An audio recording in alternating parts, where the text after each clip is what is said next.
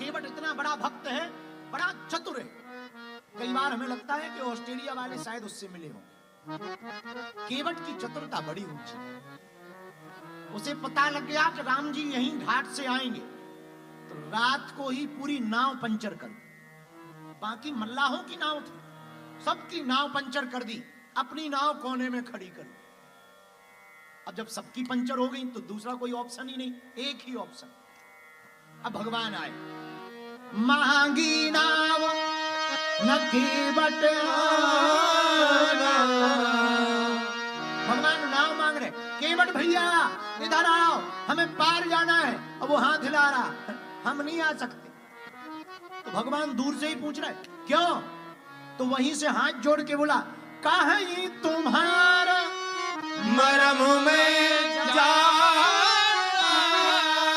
हम आपका मरम जानते हैं। भगवान बोले भैया मरम क्या जानते हो जरा बताओ। तो केवट बोला सरकार नाव वहीं रखी, अकेला आ गया। बोले हम नाव नहीं ला सकते। भगवान बोले क्यों? बोले हम आपका मरम जानते हैं। पीछे लक्ष्मण जी खड़े थे, वाह हम 24 घंटे साथ में रहते, हम मरम नहीं जान पाए, तुम जान गए एक ही रात में। केवट कहता था हम जान गए। क्या मरम जान गए?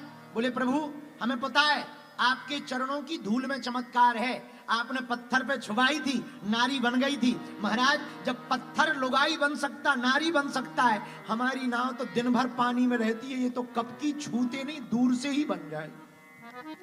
इसमें आपको चरण छुपाने की जरूरत नहीं है, वो तो आपको देख के ही बन जाएगी, इसलिए हम नाव पे नहीं बैठा सकते। भगवान बोले क्यों? बोले प्रभु अगर हमारी नाव स्त्री बन गई तो एक ऑलरेडी घर पे बैठी, दूसरी एक तो दोनों एक नहीं होंगी, और हमारी उस वाली को पता लग जाएगा तो हमारी क्या दुर्दशा होगी, दुर्दशा हो जाएगी। और तीसरी बात, एक ही नाव है जिससे हम परिवार का भरण पोषण करते, और अगर यही स्त्री बन गई तो अब भोजन कहां से करें, धंधा बंद हो जाएगा। इसलिए हम आपको जान गए, हम नाव नहीं ला सकते हैं। तो प्रहलाद जी पीछे लक्ष्मण जी खड़े थे, नाव नहीं ला सकते, चलो ठीक है, एक बात बताओ कहीं से पैदल जा सकते हैं? हाँ पैदल जा सकते हैं। कहां से? यहां तो गहरा है, डूब जाओगे, वहां आगे चले जाओ, वहां कमर तक है, पर थोड़ा सा भी पैर उधर उधर हुआ तो डूबने की गारंटी। इसमें हम अपनी तरफ से नहीं करें, आपको जाना हो सुझाव। लक्ष्मण जी बोले बड़ा उल्टा आदमी। अब केवट जी बोले हैं तो हैं। भगवान बोले भैया कोई उपाय है? एक उपाय। क्या? यदि आप हमसे कहो कि हमारे चरण धो तो हम बैठा सकते हैं नाव। अब बताओ कोई कितना भी सम्मानीय हो, अपने मुंह से कोई कहता है कि हमारे चरण छुओ या हमारे चरण धो, कोई कितना भी सम्मानीय छोटा मोटा भी हो, वो भी अपने मुंह से नहीं कहता कि आप हमारे चरण धो। और केवट क्या कह रहा है? आप हमसे कहो कि हमारे चरण धो। भगवान बोले पार जाना है कुछ भी कहलवा। भगवान बोले भैया हमारे चरण धो। केवट बोला रोको। अब केवट कठौता में पानी भर के लाया, पानी भरा, भगवान के राम जी के चरणों को धोने लगा। अति आनंद उमंगे अनुराग, चरण सरोज पखार राम जी के चरणों को केवट राम जी के चरणों को केवट पखारने लगा, धोने लगा। जैसे ही चरणों को धोने लगा तो उसने सोचा केवट ने कि चरणों की कृपा तो हो गई पर हाथ की कृपा नहीं। चरण तो मिल गए पर माथ पर हाथ ना रखे तो कृपा अधूरी है। तो जैसे ही भगवान के चरण धोए, भगवान ने एक पैर उठाया, नीचे रख लिया, दूसरा रखा। अरे बोले सब गड़बड़ कर दिया, कैंसल है जाना। भगवान बोले क्यों कैंसल है जाना? बोले अब जाना कैंसल है, हमने चरण धोए, पहुंचने भी नहीं दिया और आपने फिर नीचे रख लिया, फिर से रेत के कण लग गए। और खतरा तो बराबर ही है, खतरा थोड़ी चला, खतरा तो बराबर है। इन्हीं रेत के कणों में से तो कोई स्त्री बन सकती है। भगवान बोले फिर भैया तुम्हें शर्म नहीं आती? अगर हम एक पैर रखें और आप पहुंचोगे तो दर्द होगा, दर्द होगा तो गिरने का डर होगा। तो केवट कहता है डरते क्यों? अगर गिरने का डर लगे तो टेंशन ना लो, हमारे सिर को पकड़ लेना। मन में सोचने लगा सिर को पकड़ेंगे तो हाथ भी तो रख जाएगा। लक्ष्मण जी बोले बड़ा चतुर है। भगवान बोले क्या करें, अटकी है, पार जाना है। कभी कभी भगवान को भी भक्तों से काम पड़े, जाना था गंगा पार प्रभु केवट की नाव। जो दुनिया को पार करते उन परमात्मा को भी पार होने की जरूरत पड़ी है? तो केवट कहता प्रभु गिरने का डर लगे तो एक काम करना, क्या हमारे सिर को पकड़ लेना। अब लक्ष्मण जी को गुस्सा आने लगी तो धीरे से बोला चाहे गुस्सा हो चाहे जो करो, जो करना हो कर लो, हम नहीं मानेंगे।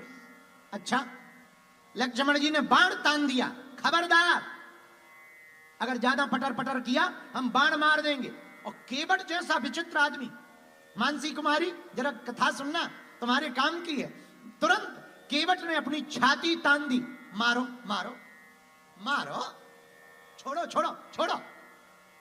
लक्ष्मण जी बोले इतनी धमकी, किसके किसके बल पर तू ललकार रहा? केवट बोला राम जी के बल पर। मारने वाला है भगवान, बचाने वाला है भगवान। केवट कहता मारो मारो, तो लक्ष्मण जी बोले क्यों मारे? तब तक जानकी माता जी बोली भैया एक बात बताओ, हाँ तुम मरना क्यों चाह रहे, इतने उतावले मरने को क्यों हो गए? लक्ष्मण जी ने बाण तान दिया, तुम्हें डर नहीं लग रहा? केवट कहता प्रभु एक बात बोले, हाँ ऐसी मृत्यु किसी की नहीं होगी जैसी मेरी होगी। कैसे? श्री यमुना जी का तट हो, यमुना का तट, बंसी का बट, और मेरे सावरा निकट हो, इतना तो करना स्वामी, इतना तो करना स्वामी, जब प्राण तन से निकले गोविंद नाम लेकर, मेरे प्राण तन से निकले, इतना तो करना स्वामी, जब प्राण तन से निकले गोविंद नाम लेकर, मेरे प्राण तन से निकले, इतना तो करना स्वामी। ताली बजाते हुए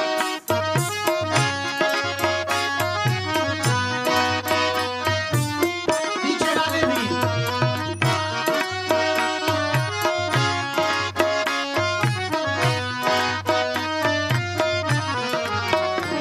इतना तो करना स्वामी, जब प्राण तन से निकले गोविंद नाम लेकर, मेरे प्राण तन से निकले गोविंद नाम लेकर, जब प्राण तन से, और जब प्राण निकले तो कैसा नजारा हो? गंगा जी का तट हो, यमुना का बंसी बट हो, मेरा सावरा निकट हो, जब प्राण तन से निकले।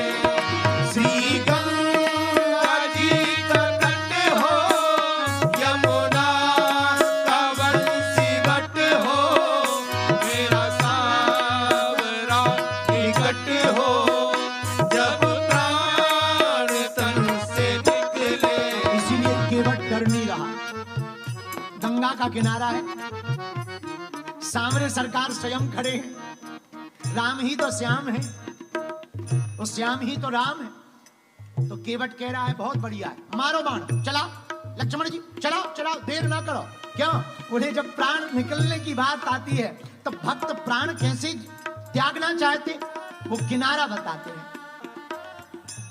श्री गंगा जी का तट हो, यमुना का बंसी बट हो, मेरा सावरा निकट हो, जब प्राण तन से निकले, इतना तो करना स्वामी, इतना तो करना स्वामी, जब प्राण तन से निकले,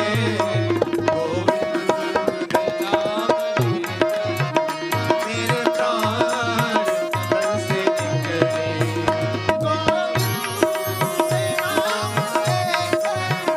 मेरे प्राण तन से निकले। अब हाथ उठाइए।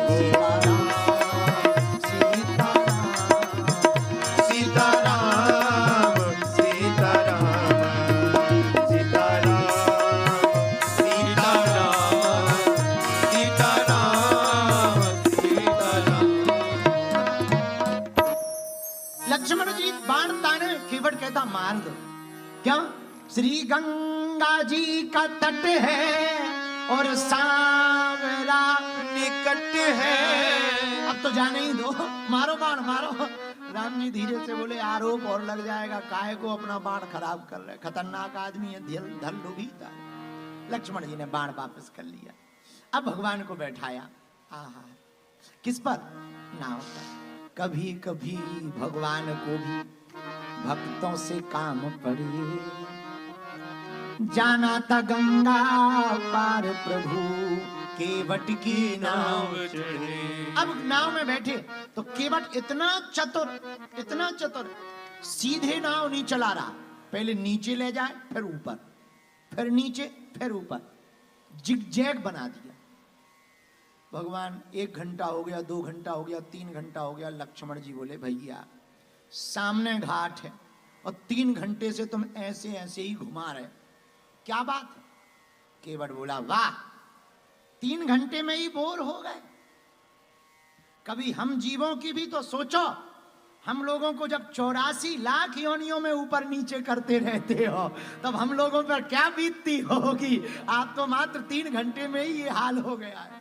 तो लक्ष्मण जी सुनकर के बड़े हंसे, धीरे से बोले ये इसका मामला हमसे नहीं निपटेगा, आप ही निपटो भैया, ये हमारे बस की नहीं है, आप ही निपटो। तब राम जी मुस्कुरा कर बोले केवट भैया थोड़ा जल्दी करो, और हम तुम्हें वचन दे रहे हैं, जो गंगा के किनारे हमारी भक्ति करेगा उसे 84 लाख योनियों में नहीं जाना पड़ेगा। आहा, अब पार आ गए। जैसे ही पार आए तो भगवान ने सोचा कुछ दिया जाए, पर ये तो वनवासी है, कुछ है ही नहीं, दें क्या? नाव पे बैठने का कुछ देना तो चाहिए। आहा, तो राम जी सोच ही रहे थे, देखो स्त्री का, पत्नी का धर्म क्या होता है, हमारी श्री किशोरी जी जानकी जी से सीखो। तुरंत श्री जानकी माता ने प्रभु की मन की बात जान गई, तुरंत अपनी मुद्री को उतार दिया। ये ले, ये दे दो। आपके उस हाथ में ना सही, तो जब हमारे पिता ने आपके हाथ में हमारा हाथ रखा तो उस हाथ में कुछ भी ना सही, तो क्या हुआ, इस हाथ में तो कुछ है। मुद्री को दे दिया। भगवान ने वो मुद्री ली, लो केवट भैया इसे रख लो। प्रभु हमें नहीं चाहिए। बोले क्यों? केवट बोला एक धंधा करने वाला आदमी एक दूसरे से पैसा नहीं लेता, नाऊ से ना नाई ले बायल की कटाई को, नाऊ से ना नाई ले, नाई से ना नाई ले बाल की कटाई को, धोबी से ना धोबी ले वस्त्र की धुलाई को।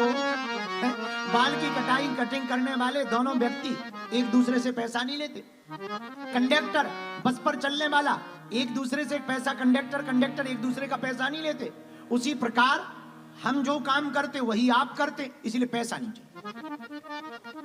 राम जी बोले एक बात बता, हमारा तुम्हारा कौन सा सेम धंधा है, जरा बता, जरा हमें बता, हमारा तुम्हारा कौन सा धंधा सेम है। बोले बा, आप लोगों को भव से पार कराते हो, मैं गंगा से पार कराता हूं। दोनों का धंधा एक जैसा है, अंतर इतना है तुम भव से पार कराते, हम गंगा से पार कराते। भगवान बोले तो क्या हुआ, गंगा तो गंगा है, कुछ तो ले लो। केवट हाथ जोड़ के बोला प्रभु देना हो तो अभी मत दो। बोले फिर? बोले उधार रख लो। क्या करोगे? बोले सरकार आप गंगा किनारे आए तो हमने पार कर दिया, कल हम तुम्हारे धाम आएंगे, तुम हमें भव से पार कर देना। कर्जा चुक जाएगा, कर्जा चुक जाएगा। भगवान ने उसको भक्ति का आशीर्वाद दिया। मानसी, तुमने पूछा भक्ति किसकी तरह करें? केवट की तरह करें। बालाजी महाराज के कृपा पात्र बागेश्वर धाम पीठाधीश्वर परम पूज्य धीरेन्द्र कृष्ण शास्त्री जी महाराज का पावन संकल्प मध्य प्रदेश में छतरपुर के ग्राम गढ़ा में बनेगा विश्व स्तरीय कैंसर अस्पताल एवं रिसर्च सेंटर, जिसकी आधारशिला देश के यशस्वी प्रधानमंत्री नरेंद्र मोदी जी के कर कमलों से रखी जा चुकी है। 200 करोड़ रुपए की लागत वाले 100 बेड के इस अस्पताल में गरीबों का होगा मुफ्त इलाज। ये बहुत बड़ा अवसर है, बहुत बड़ा काम है। संकल्प बड़ा हो, संतों के आशीर्वाद हो, प्रभु की कृपा हो, तो समय सीमा में सब पूर्ण होता है। हमारे प्रियजनों, बागेश्वर धाम पूरे भारत के लोगों, अभी तक अस्पतालों में मंदिर थे, अब मंदिर में अस्पताल होगा। कैंसर हॉस्पिटल निर्माण हेतु सहयोग देकर पुण्य के भागी बने।